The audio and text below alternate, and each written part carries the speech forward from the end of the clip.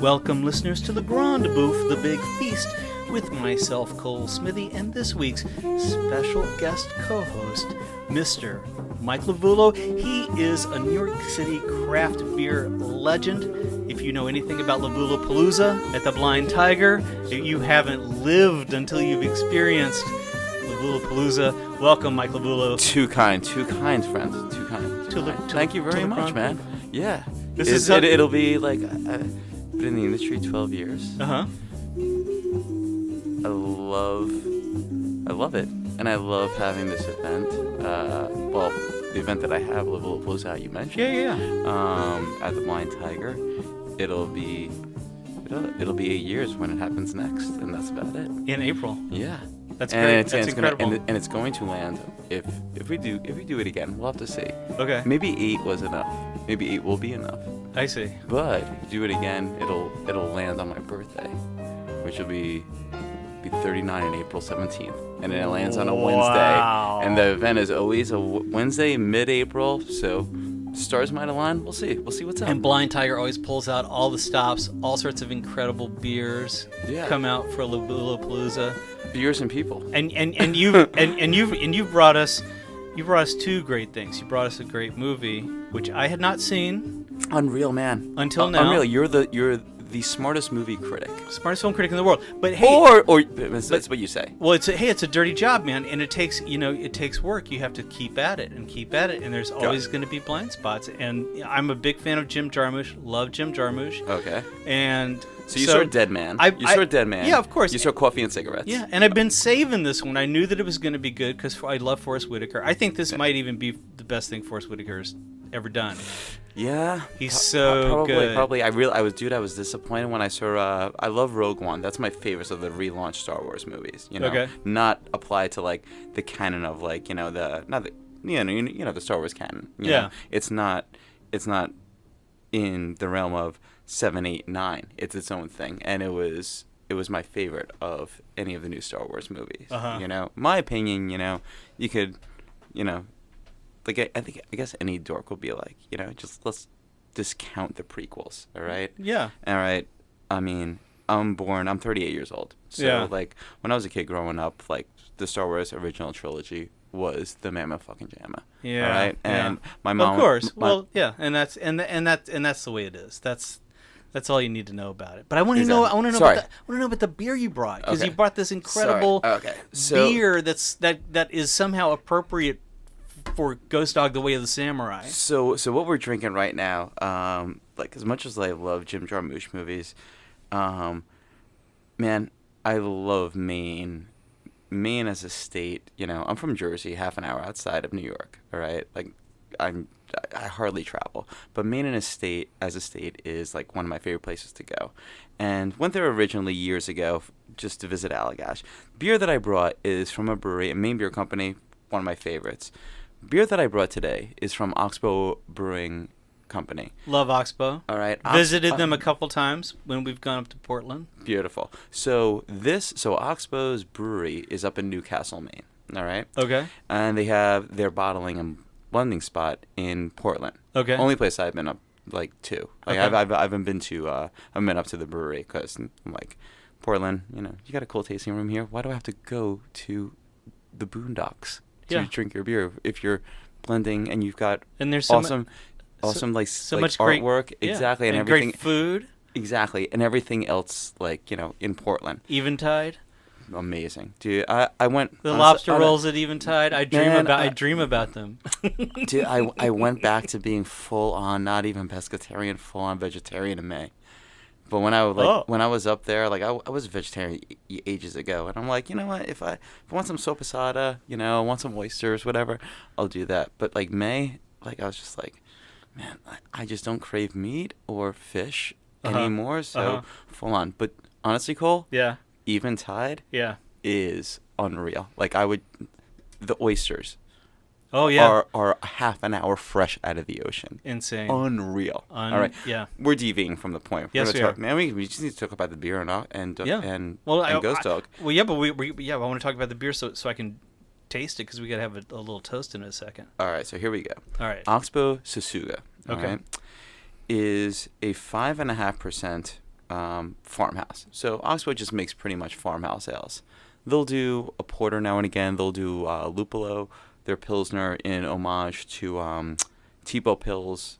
Firestone Walker does one called Pivo Pils in that same thing. But SASUGA is a mixed fermentation farmhouse ale brewed with rice. Okay, and I say mixed fermentation because it uses Brettanomyces and a regular saison yeast. One cool thing about this beer, they brew it on the first calendar day of every year. No matter what happens with the world around OXBOW, what they're thinking about, where the world of beer is going, which they stick true to their beliefs. Yeah. You know, their flagship is their farmhouse pale ale, 6% saison, American hops, beautiful. This is the first beer they come out with every calendar year, and I love that because I didn't know this, but relating to Ghost Dog, all right, we're gonna get into this movie in a bit, and I'm gonna talk for more than a few hours about it. You give me 45 minutes, whatever, dude, it's fine.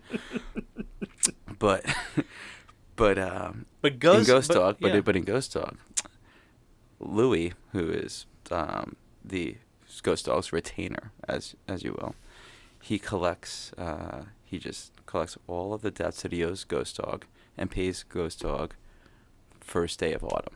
It's like, first day of autumn, I pay him for every contract that he's ever done. He's an assassin. Exactly. Ghost Dog, if you don't know. Okay. So you want to delve into the movie? Yeah. Or should we cheers first? Well, yeah, let's have a little toast. Let's have a little toast to SASUGA. SASUGA. From OXBOW. From OXBOW. Cheers, Holmes. Cheers. Let's taste this baby.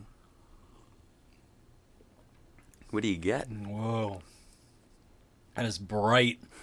That is yummy. It's like it's you can get the Brettanomyces yeast strain. You can get like a bright citrus note from it, definitely, or a lot of funk from it. Uh-huh. This beer is, I think, the component of two.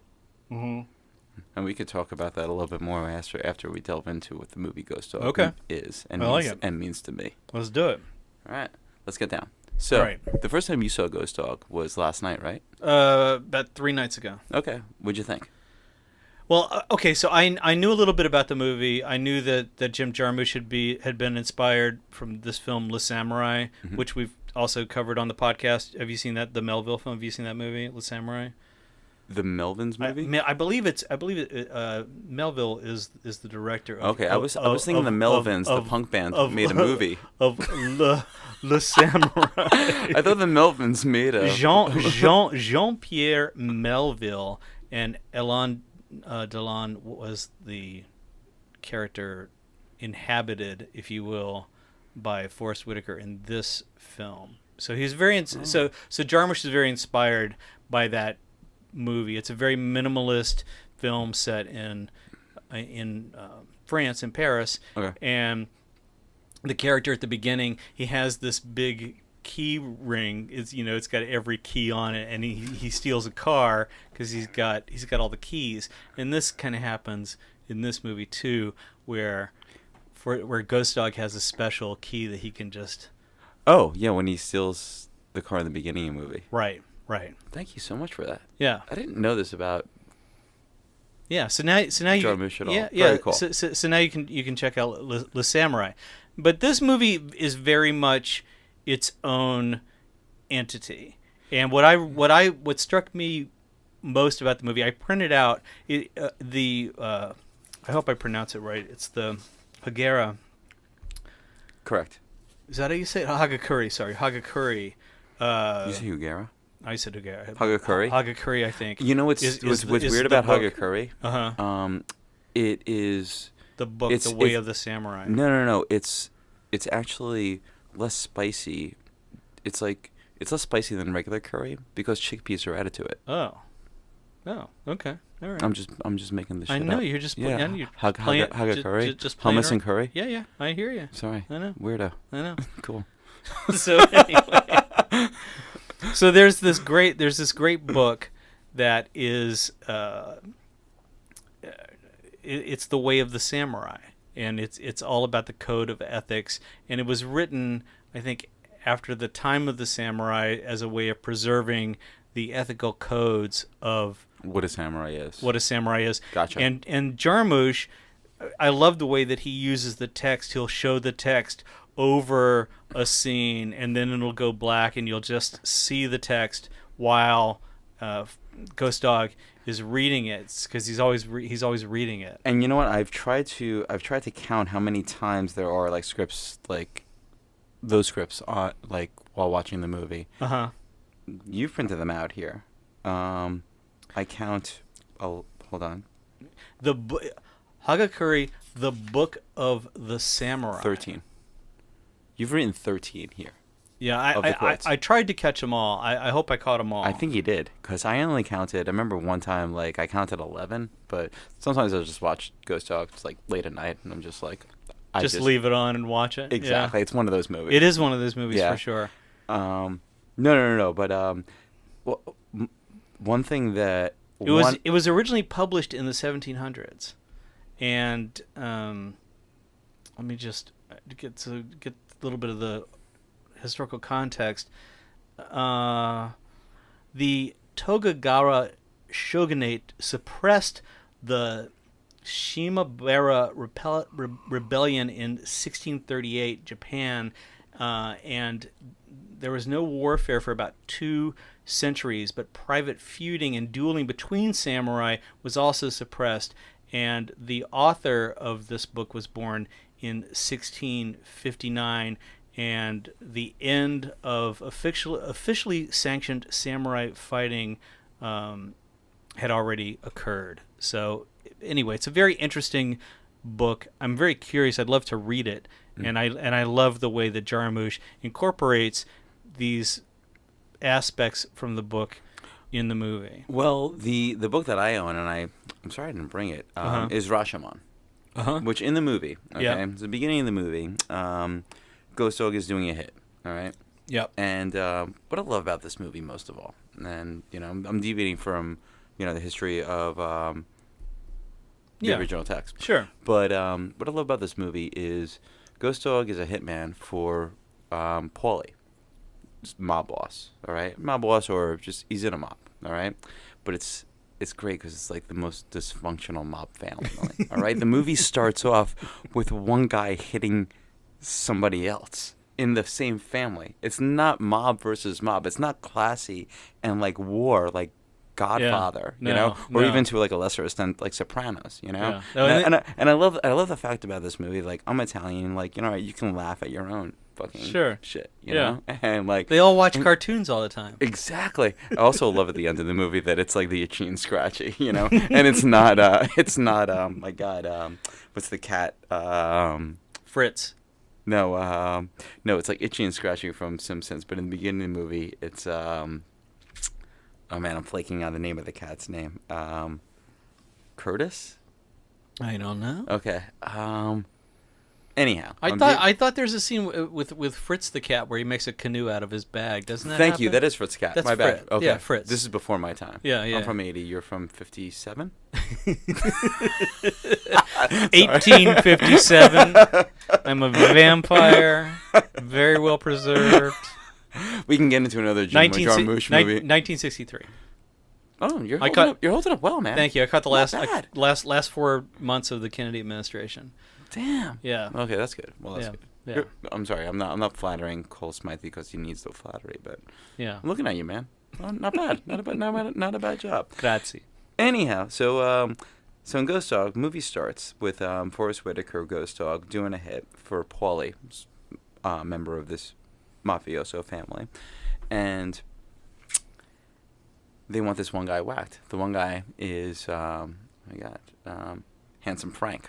Mm-hmm. Handsome Frank is dating the main guy of the family's daughter.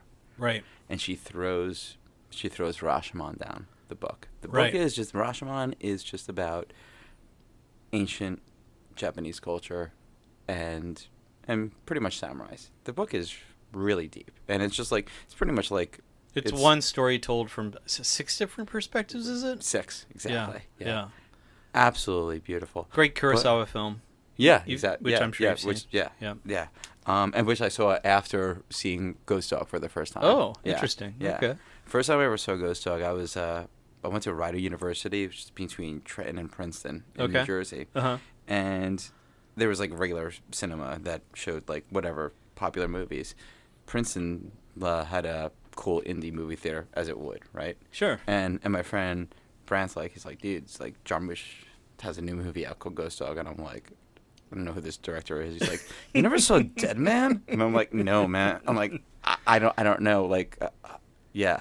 So this is your first Jarmusch movie? Ever. Oh, ever, cool. In 1999. Okay. Yeah. Awesome. And that's why, like, other than Patterson, which is Patterson, in my opinion, might have Ghost Dog beat as my favorite Jarmusch movie. Nice. Patterson's the only one that I haven't seen in the movie theater. Oh, wow. Yeah. I saw it in Cannes, and I loved it. No. It was a couple years ago, and it was the last day of Cannes. And on the last day, they show a lot of the movies again in case you missed them. And oh, so cool, real? And so critics will stay, and you get a day to try and catch up on things that you missed. And that was one that I had missed, and I was so happy that I saw it. It's so elegant. I love it. I love the poetry. And he does a similar thing in that movie where you read the text of the poetry over the scenes. Yeah. I love that. Yeah. That's really great. It was like the one parallel between, like I found that exactly with Ghost Dog and Patterson, and also two of my favorite Anderson movies. Like Rushmore, it's always opening up a book, and Tenenbaums, it's like always the beginning of another act of a play. And I kind of like that, like overlapping of it. I think we're deviating from whatever point, but let's just get back to the dog. Yeah, I mean, I'm looking at the quotes, and I have to say, it opens up, and it talks about the samurai should always meditate on death, and that is a pretty heavy way to open the movie. I'll just read a couple lines. He says, meditation on inevitable death should be performed daily. Every day when one's body and mind are at peace, one should meditate upon being ripped apart by arrows, rifles, spears, and swords, being carried away by surging waves, being thrown into the midst of a great fire. It's awesome. It gives you chills. It's really... it's a discipline of the warrior. It's a discipline of the warrior where you're having that mentality where you're always at peace with the end. Exactly. And I think that's what he's getting at. And I mentioned to you before, it's always, I've watched Ghost Dog. Not as much as, let's say, being on tour, Empire Strikes Back. But I've seen Ghost Dog up to like 80 times, Wow. And last night watching it, and I'm like, who is this? There's this figure of a woman in the beginning of the movie, like 5 to 10 minutes in, and then again a few minutes after that. And it's like if Forrest Whitaker, if Ghost Dog had a girlfriend. Is she a ghost? Where does she show up? She shows up, it's just like it's like a picture of somebody, not a ghost. It's a picture of someone. Oh, it's a picture. As he's meditating. So when he's meditating next to the pigeons in his pigeon coop up on the roof. I remember that picture. I'm like, yeah. When I watched it last night, I'm like, damn, I never really thought about it before. But if Cole Smithey, being the smartest movie critic of all time, Smithy, my bad. That's okay, all right. You can call me a Brovula, whatever. Okay. Lovullo. I've got a friend that would always pronounce it Lovullo, and I'm like, and his last name ended with an A, and I'm like, just call you Lapaglio. No, but like, it occurred to me last night. I'm like, we don't know anything about like this person, and I think it's a small little like hint into. Why does he become this person? Why does he become the samurai? Well, honestly, in all reality, the movie starts off. Yeah, talk about how he gets the retainer. Okay, so the movie starts off. All right, Ghost Dog is doing a hit. All right, he kills Handsome Frank. All right, doing a hit for this mob family that wanted one of their own people whacked. Okay. Then they thought that he did it wrong. All right, which he didn't. And then they're trying to find him out and like get him. And it's like But this is how we find out about how he came to have this relationship with his retainer with Louis. Exactly. And that role is played because it supposedly is Ghost Dog is like 10 years later or something, and that's earlier. That's 20 years ago. How long has it been? Ghost Dog came out in 1999. No. How long have they had that relationship of him paying his debt? You would think maybe like 15, 20 years or whatever, and it's played by Forrest Whitaker's, is it son or cousin? No, it's his younger brother. Younger brother, correct. Yeah, it is a Whitaker. Right. Yeah. And so in this scene, you see just Ghost Dog as a younger guy just getting beat up, and Paulie, part of the mob family, is like, what's going on here? Some young punk pulls a gun on him, and Paulie just shoots him and another guy that's beating up Ghost Dog. And you see Ghost Dog at a younger age. His brother playing the role. He's got the samurai shirt on. T-shirt's got the samurai stuff on it. Exactly. He's like huffing and puffing, and then he looks at Paulie and it's like, "Oh, damn, I owe this guy a life debt." Yeah, that's pretty much what it is. That's what it is. And so he's paying it off by being a hitman for this guy, and it goes back to what we were talking about with the beer. How every August 1st. They make this beer. Every first day of autumn. They make this beer. Autumn. Oh, sorry. Every first day of the calendar year, OXBOW makes this beer. Every first day of autumn, Louis pays Ghost Dog for whatever contracts. Oh, and he's telling the guys like a little bit later on in the movie when he's like, so how do you know this guy? Like, this guy didn't do this hit correctly, which he did. Oh yeah. And the basis of the Well, the reason they supposedly freaked out is because the girl's there. Exactly, and they don't because want there's her there. A witness. Exactly, and the girl is Mr. Vargos, the head of the dysfunctional the clan. Exactly, his daughter. Yeah, he always wears sunglasses. That is the underboss, Honey Valerio. Oh, which one's Vargo? Vargo's the guy that was in remember Dick Tracy? The remake in the 90s? Yeah. He's the guy that is just, I don't know, he's got huge-ass cheekbones, and he's in his 60s. Yeah. He looks like a ghost. Yeah. Of course, if you have cheekbones and you're in your 60s, you look like a ghost. It creeps me out, like Poltergeist 2. Sorry. But, the thing is, like, Ghost Dog they go after Ghost Dog because he, the girl wasn't supposed to be there, blah, blah, blah, and let's go after Ghost Dog. Ghost Dog's like, yeah, no, I got you guys. Yeah, so of course we know what's going to happen. The Ghost Dog has to take out all of the Henry Silva, I think, is the actor who plays. He's got the beady eyes. Oh yeah, Louis. Yeah, exactly. One of my favorites, like kind of like deviating a little bit from like the whole mob family Ghost Dog interaction. Yeah, love Pauline. The young girl. The little girl. Exactly. Who, one of my favorite scenes in the entire movie is, Ghost Dog, he's guy is like sitting on a park bench, and like anybody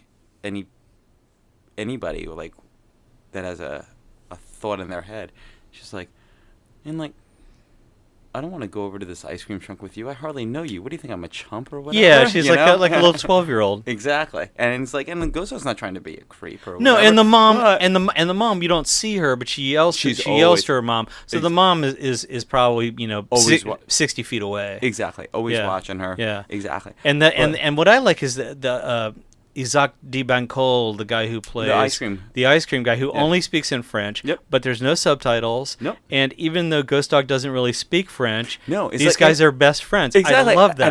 That's so cool. And Pauline's like, I don't understand what he's saying. He's like, and that's your best friend. One of my favorite parts about the movie, she opens up her lunchbox, doesn't have any food in it. It's just got a bunch of books. And he reads the last part of Frankenstein. Yeah. And, man, I forget how it goes. It's like Frankenstein's monster is seen. I'm not even going to try to paraphrase Yeah. it, but pretty much the end of Frankenstein is pretty much him and Louis' situation. You know? Yeah. And it's like, you kind of created me. Yeah. Right? You know, you had my back years ago. I owed you a life debt, which I'm paying off. Yeah. Right? Not that you want me to, but, and it's like, well, it's working out pretty well, and they communicate by carrier pigeon. I think it's pretty funny that the mafia guy calls it a passenger. Passenger pigeon's been extinct from 1916. 1914. Yeah, like what the fuck is a passenger pigeon? Like, It's where you put a little note under it. You got to climb on that? Exactly. It's a carrier pigeon, for crying out loud. Actually, the first when I was watching like one Harry Potter movie that I like is The Prisoner of Azkaban. Where you've seen the movie, right? Yeah. It's with Gary Oldman, and it's like the first movie that like forget who it like is the bad guy, and they're just riding on like this pigeon horse type of thing, and I'm just like, and I just like start laughing, and Scarlett is dangerously, what's so fucking funny? And I'm like, it's passenger pigeons, they should have been extinct by then. Oh man. So Okay, so there's also Get me back on track.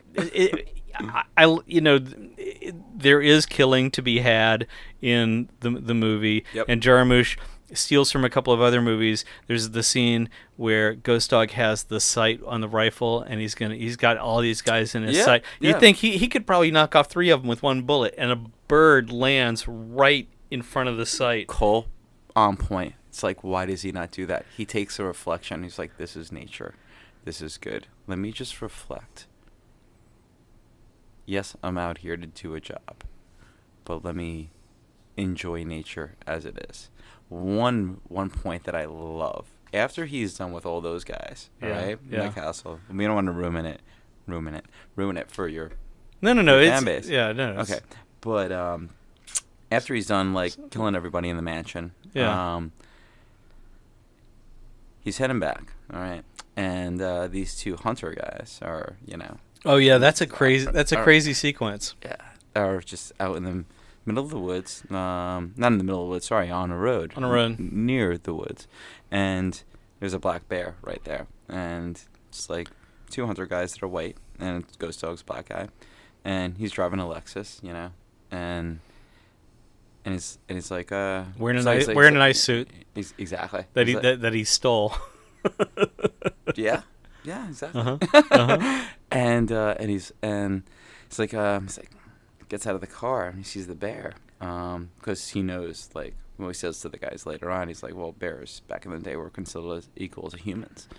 And he gets out and he's like, I don't know, I don't think it was bear hunting season. One guy's like, he's like, well, you know what? We don't see too many of these big black things out here. So when you get an opportunity, kill them. And he's like, you don't see many of them, so that's why you kill them.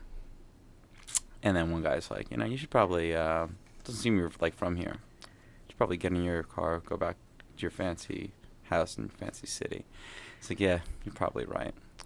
And as that guy's saying that to Ghost Dog, he cocks his shotgun. Yeah, he got a shotgun. Yeah. And Ghost Dog's like, yeah, you're probably right. And Ghost Dog, being suave, and just no one had a roll. Turns around like he's going back in his car, shoots that guy in the head. The other guy is going into the truck. All right, shoots him in the back of the knee, and takes him down. Where the guy just falls on the bear, and he's like, in ancient cultures, bears were considered equal to humans. Eastern cultures, yeah. And yeah, sorry. It's okay. And he's like, see, Eastern culture, Val. He's like, well, maybe it is. Yeah, sometimes it is. And then he gets him in the head with the silencer. It's awesome. Yeah. It's one, actually, Cole, like, on the DVD of Ghost Dog that I've got. It's the poster that everyone knows on the cover of it, but on the disc, it's him with a silencer in that pose. Yeah, and he's got the silencer that he's wrapped. He's got black electrical tape wrapped around it. Like, of course, why not? Very detail. Jarmusch is really into the detail. I like the little quote that he uses before he goes into the gate of the mansion to make the hit, and he says that it's right after the bird has landed. No, Bob Solo. on the site, and he says, "Oh, the quote."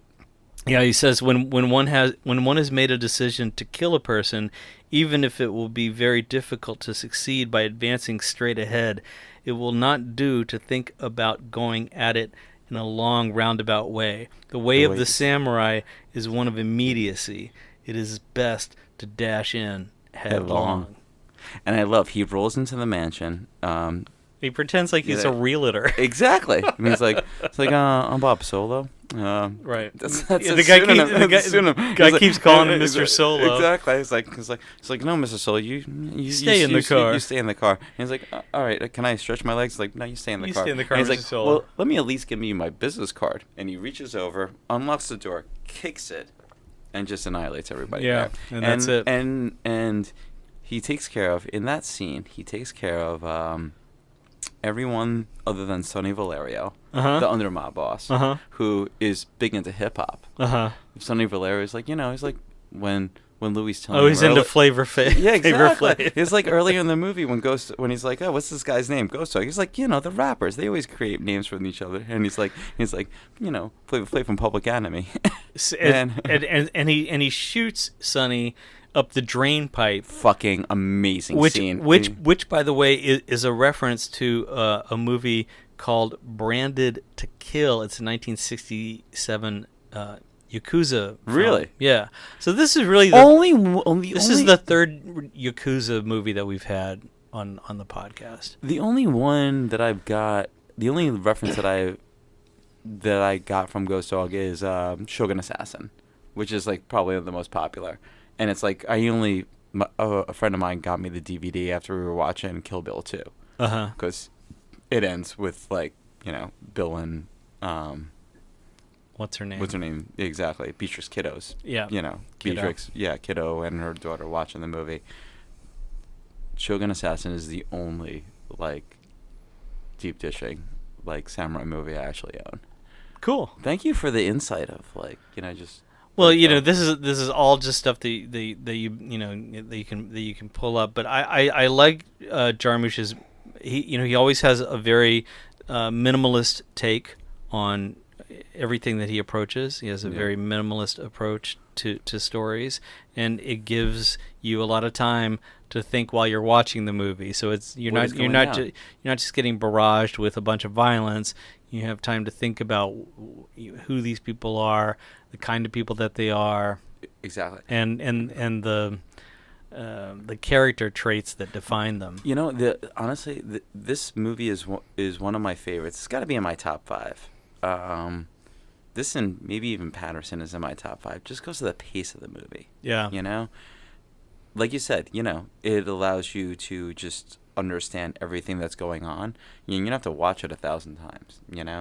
Like years ago, me and my friends went to go see Sixth Sense in the movie theater. Yeah. And I'm between my friends like Ben and Nick, and I forget who tapped to, but he's like, "Yeah, do you think Bruce Willis is dead?" And I'm like, fuck you assholes. If either of you are right, and so the other guy was like, "Yeah, I think so." And I'm like, "Man, you really fucking ruined it for me," But one move. Sorry. No. I just want. I feel like I would be squandering having you on the podcast if we didn't talk a little bit more about craft beer. No, let's do this, man. Because there's so much going on in craft beer. There's so many more new breweries all over the place, all over New York, and you've got your finger on the pulse of so much stuff. Yeah, this beer is delicious.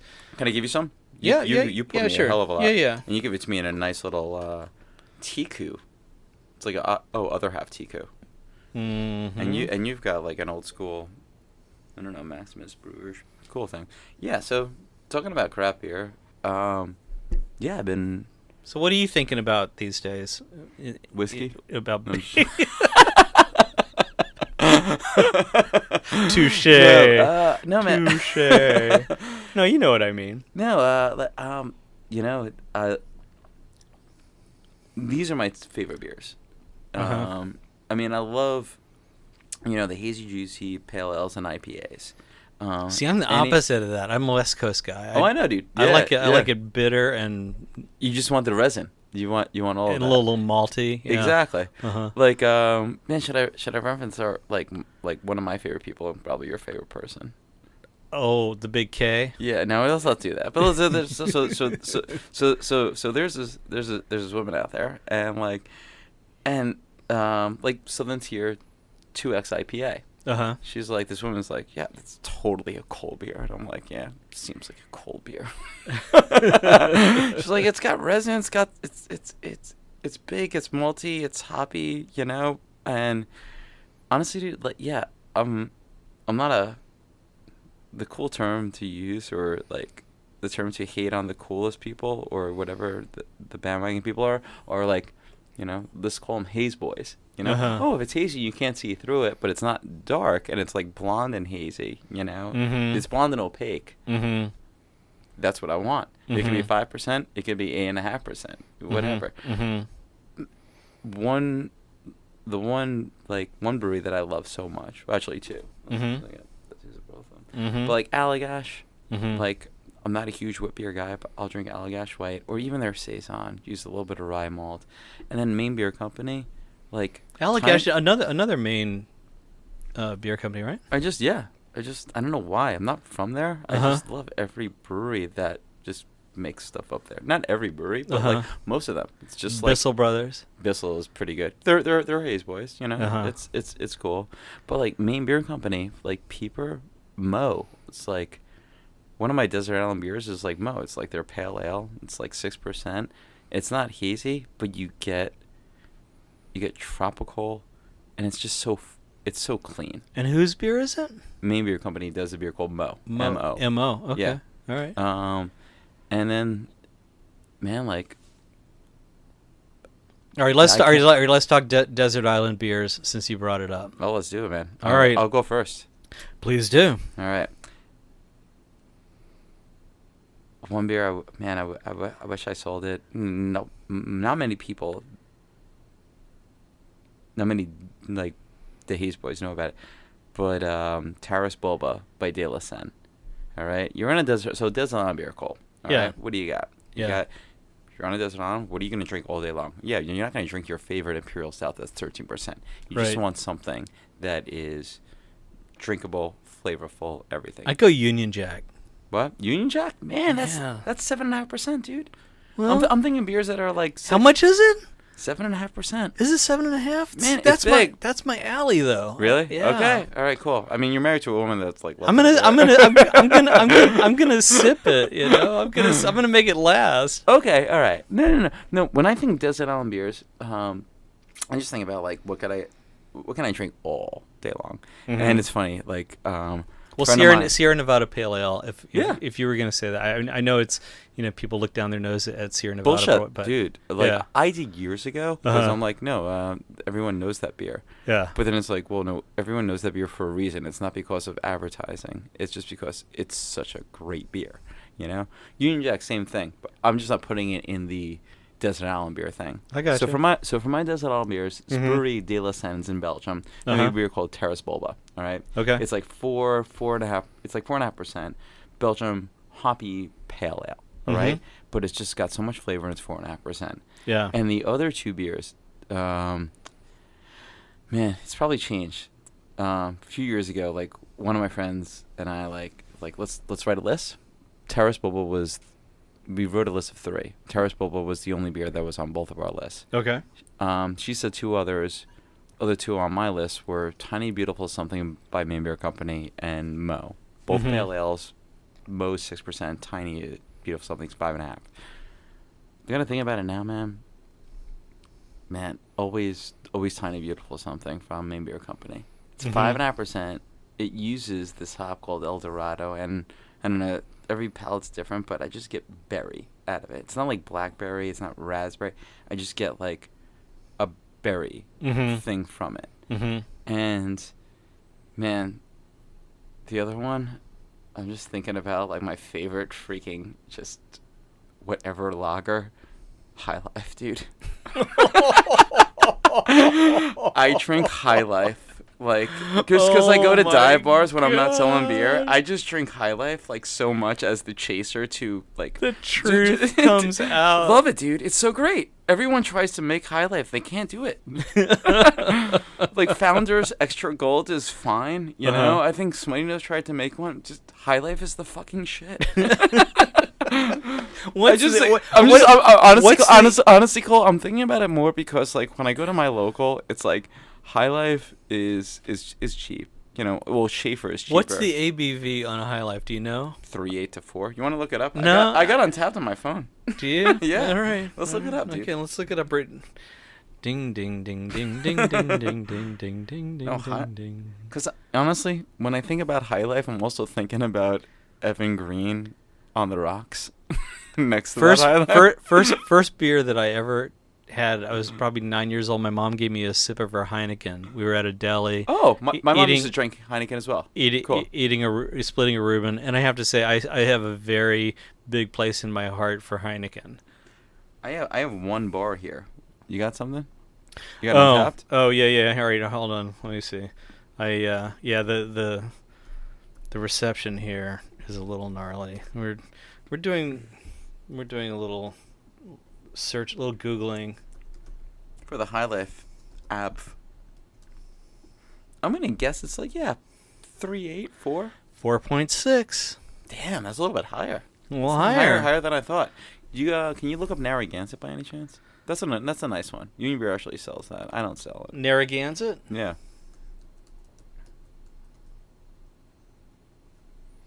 What do you want, the ABV? Yeah. All right. We're going to tell you. Hopefully we're going to tell you. Let's see what Beer Advocate has to say. 3 point... Well, no. What am I looking at? Where's the ABV? 5. Damn, that's higher. Yeah. You said 4.8 to 5. Yeah. Not bad. Yeah, but High Life is High Life. What's Sierra Nevada? Draft is 5, bottle is 5.5. Interesting. Yeah. Well, at least that used to be what it was. Because, they did bottle condition a little bit more. Actually, no, it wouldn't be, 0.5% more, but, say, 5 to 5.2 or something like that. The bottle would always be more. Uh-huh. Yeah. Just because of, you put yeast in it, eat it up, and whatever. All right, so you're Desert Isle shit. I talked about Union Jack. I just, I like a tight 3. I want to hear a tight 3 to hold. Oh. Zero Pale Ale. The third Old one. Rasputin. No, it would be something like Dogfish had 60 minute. Okay, cool. You know. All right. What's the ABV on that? 60. Sorry, 6%. Oh, 6. Oh, see, there you go. So there's a good one right there. Yeah. That's not bad. Yeah. Actually, the one I used to love knowing. I still love knowing the ABVs of Dogfish Head beers. So 60 minute, 6%. Yeah. All right, 90 minute, 9%. Yeah. There was when I first moved here. 120 minute wasn't 12%, it was 21%. Whoa. Yeah. Now it's a little bit down to 18%, like their worldwide stout. And 75 minute, based on that, what is 75 minute? Insane. 7.5%. Oh, 7.5. Gotcha. Yeah. Okay, good. But it was the 120 minute was the one. It was just no, it's 12%. I'm no, this is 2006. It's no, that beer's 21%. So where do you see? Obviously, the haze thing can't last forever. The juicy beer thing can't last forever. I mean, I think it will, because people like orange juice, and will always drink orange juice. I want to say they're IPA drinkers. I've been in a few spots and some guys yeah, I don't really like IPAs, and his friend was no, this is not an IPA, and it was I forget which haze bomb it was out of the can. And they just want to be IPA drinkers because that's cool to be, but not being the Weyerbacher Double Simcoe or the 60 minute guy. All right, you're throwing out some hop names. So just talk a little bit about the different, because there's so many different kinds of hops. Okay. You're talking about Simcoe, and there's all these blends of various hops that give you all of these different flavor combinations. Yep. So just because we like to talk about craft beer and movies, And I don't know how people I don't think really know about the flavors that go along with some of these hops. Okay, so I think man, I'm flaking right now, but Simcoe is a blend of Simcoe a blend? I think it is. Someone would be able to correct me on this. Okay. But Simcoe is a blend that is like a lot more like pine, less on the citrus, high in the alpha acids, so more bitterness. Okay. Mm-hmm. But then you get like some like new hipster hops like Mandarini Bavaria, Mm-hmm. okay, from Germany, Mm-hmm. which is like very, very floral, more pineapple, more apricot. One of my favorite beers, actually, maybe not in the top 3 of the Desert Island beers, but up there, is this one brewery is called Burial. It's from Asheville, North Carolina. And one of their IPAs, they do 2 IPAs year round. One's Surf Wax, the other one's Hogbill. And what's the name of the brewery? Burial, Burial. Uh-huh. And they're in Asheville. They do 2 different IPAs year round. Surf Wax is 6.8%, Hawkbill is 6%. Surf Wax, I forget the hop recipe on it, but Hawkbill is El Dorado, like I said. That's what Maine Beer Company, Tiny Beautiful Something uses, just berry.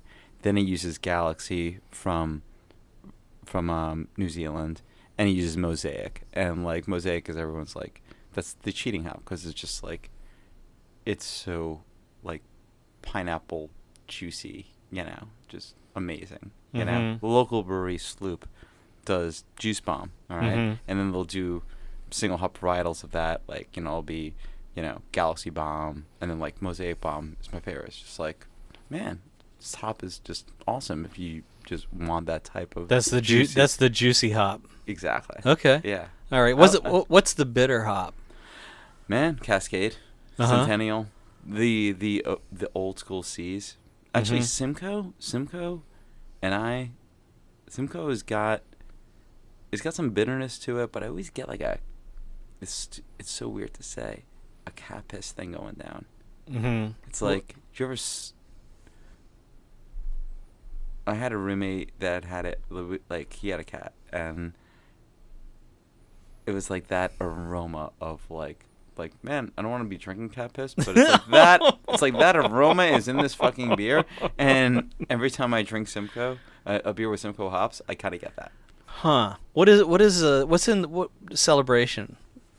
What kind of hop is it's that? like Sierra Nevada always uses Cascade. Okay. So it's like Cascade, and it's dry hopped. It's like one of the beers that was dry hopped, like before that was a thing. So dry hopping is like, you gotta, say like between 60 and 80 minute boil of a beer. All right. Mm-hmm. When you're making the beer, you add hops in the beginning for bitterness and at the end for aroma. When you're dry hopping a beer, it's like kind of adding a tea bag to like, hot water. All right. And all of that dry hopping is just aromatic hops. All right. So Sierra Nevada Celebration was one of the first dry hop beers that like was popular, and I'm pretty sure it's all Cascade. It's probably a blend, but it's like you get all of those aromatics just because of the dry hopping of it. I love that beer. That's such a good beer. Yeah, and this one bar, Blind Tiger, like will hold on to that beer for like a few months and do like an event called Christmas in July. Yeah. And it's like all right, it's not an IPA anymore, but damn, it's a good amber ale. Because it's like that West Coast IPA style. It's not hazy. It's just like cool, like dark and amber. Yeah. Yeah. Not too dark, but I mean, it's not orange juice. All right. So closing thoughts on this 1999 film from Jim Jarmusch, Ghost Dog. Man, if you're gonna drink a beer and watch this movie, what do you think? You got to drink this one. You have to drink OXBOW SASUGA. SASUGA. Because you're just, like we said before, Jarmusch. It's a beautiful label. Lets us think about the movie, right? Mm-hmm. This is not a beer, even though it's like 5.5%. Yeah. 5.5. Yeah, 5.5. It's like, it's not. It's a beer that's light, but you don't want to chug. You know. Mm-hmm. Like Cole. Like it's got some funk to it. It's not juice. It's bright. It's not sour. Mm-hmm. This is my I was so happy, like, when you're like, I want to bring you on, talk about this movie. Then I'm like, I'm gonna be able to find this beer. So where did you get this bottle? Like, I'm lucky enough that I work for a distributor, and then it was in our specialty keg, and only 2 bottles were there. So this is not an easy beer to get your hands on. I mean, I sell it around. Some people know what's up, and if it wasn't for me to take for a sample, I would have definitely bought it wherever. Sure. Even if it cost, $20. I don't give. Yeah. Sure. This is because I'm like you said, like, you're thinking about Ghost Dog. Yeah. It's a slow-paced movie, but everything is in thought. Same thing with this beer. Lower ABV, but think about everything. What are you drinking? I'm getting some funk. I'm getting brightness. Thing I love about this beer and a lot of their beers is the mixed culture of the yeast kind of hits me in a way that it's just like citrus, but it doesn't linger, and it's dry. It is dry, yeah. So what I find. All right, so cheers to Jim Jarmusch, and cheers to OXBOW Brewery. Thank you, Cole. There we go. Thank you all. I'm going to take a little sip of the beer before I wrap up. Thank you to all of our Le Grande Bouffe Big Feast listeners in the UK, Mexico, Bosnia and Herzegovina, Finland, Germany, Japan, France, Singapore, Poland, Brazil.